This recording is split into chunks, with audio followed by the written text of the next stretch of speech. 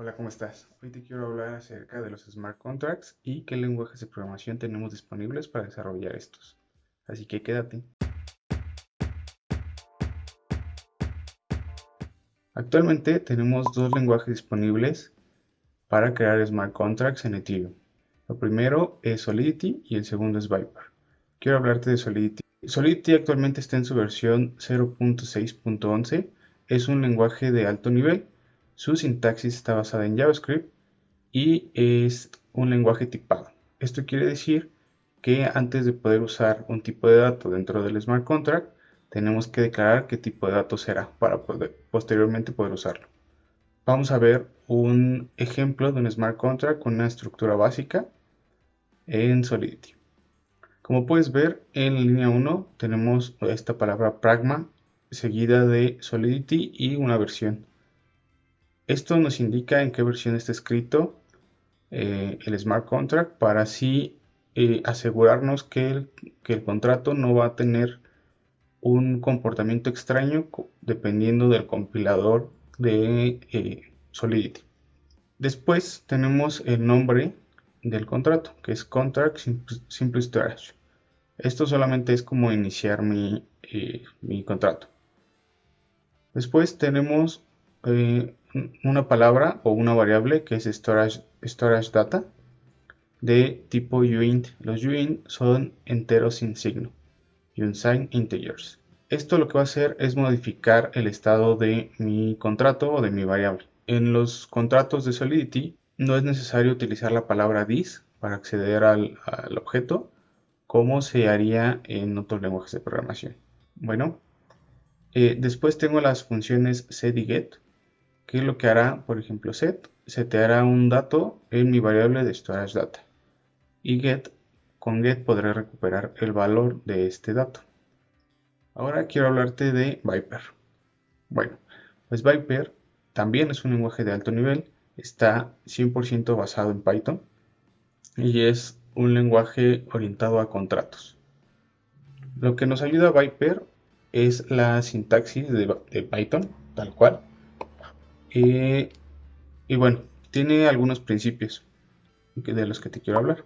Primero se concentra en el principio de la seguridad, que este nos dice que la seguridad debería de ser natural y fácil de implementar a la hora de desarrollar nuestros contratos. Que también se enfoca en otro principio que es lenguaje y simplicidad. Esto quiere decir que pues al utilizar la sintaxis ya de Python, que es un pues lenguaje muy sencillo de aprender, con una curva de aprendizaje muy fácil, eh, pues los contratos o esta lógica pues se traslada a esta forma de crear contratos en Viper y que también tiene que ser auditable, que quiere decir que para nuestro usuario o para nosotros como desarrolladores debe de ser fácil la lectura de un contrato y así hacer que sea más difícil crear contratos con código malicioso o vulnerable. Bueno, también vamos a ver un ejemplo de un smart contract en Viper. En la línea 5, 6 y 7 tenemos declaración de variables. En la línea 5 es una variable de tipo address que lo que guarda es la dirección de mi wallet de las que hemos estado hablando en videos anteriores. Las siguientes variables son uint 256, que quiere decir que son enteros que tienen 256 bits disponibles para esta parte del tamaño. Como te podrás dar cuenta, también es tipado. Y bueno, en la línea 10, 11 también tenemos, se repiten estas variables, ¿no? Son variables diferentes, pero se repiten los tipos de datos que vamos a usar. Y en la 14 tenemos esta variable que es ended bool, es una variable de tipo booleano que me va a indicar cuándo va a terminar esta fase de mi contrato. Y después en la línea 23 tenemos una función como se define en Python tal cual, con, bueno, esta función se llama init y va a recibir un address. El address es la variable que está arriba, es una dirección de algún usuario que está usando nuestra aplicación. Y aquí lo que hace esta función es inicializar todas las variables. Después encontramos dos variables en la línea 42 y 43 de las que te quiero hablar. msg.sender quiere decir que ese valor siempre va a traer la dirección actual del usuario que esté usando mi aplicación. O sea, esta variable va a cambiar dependiendo de la dirección de la wallet o dependiendo de qué usuario lo está usando. Y msg.value nos va a regresar el valor que tiene en cuanto a tokens o dinero en su wallet de MetaMask en este caso. Recuerda que estamos desarrollando para Ethereum. Entonces, en conclusión, ¿qué contratos o qué lenguaje deberías aprender? Depende un poco de tus objetivos. ¿Por qué?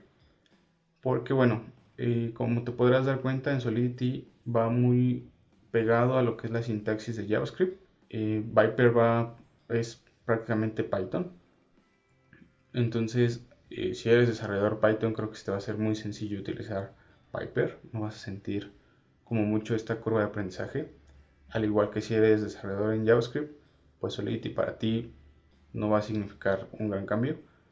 El cambio está un poco más en la lógica y qué podemos hacer. Recuerda que las funciones en nuestros smart contracts nos cuestan gas, nos cuestan dinero y esto hace que podamos hacer o no hacer ciertas cosas dentro de los smart contracts que pueden ser complejas.